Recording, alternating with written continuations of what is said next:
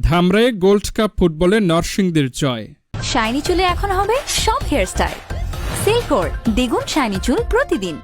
শহীদ president Ziaur রহমানের ৪৪তম শাহাদত বার্ষিকী উপলক্ষে ধামরায়ে অনুষ্ঠিত গোল্ড কাপ ফুটবল টুর্নামেন্ট ২০২৫ এ বন্ধু আমরা সমাজ কল্যাণ সংস্থা নরসিংদী টাই ব্রেকারে ৪-১ গোলে একতা স্পোর্টস একাডেমি মাগুরাকে পরাজিত করে চতুর্থ ম্যাচে জয়লাভ করে।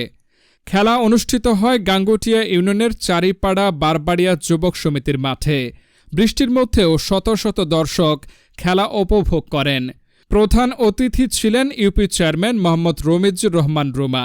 উদ্বোধন করেন মোহাম্মদ ওবায়দুল্লাহ খান। বিশেষ অতিথি ছিলেন সুনীল সাহা। সভাপতিত্ব করেন মোহাম্মদ তৈমুর হোসেন তুলামিয়া। প্রধান অতিথি বলেন, মাদককে না বলি, খেলাধুলায় এগিয়ে আসি।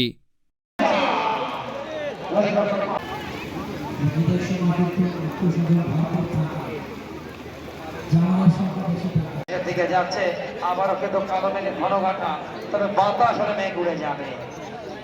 তবে যদি আমাদের মনে হচ্ছে চতুর্দিক থেকে, তবে বৃষ্টিতে ক্রিকেট বন্ধ হতে পারে, ফুটবল নয়। ফুটবল তখনই বন্ধ হবে যখন মাঠে বলটা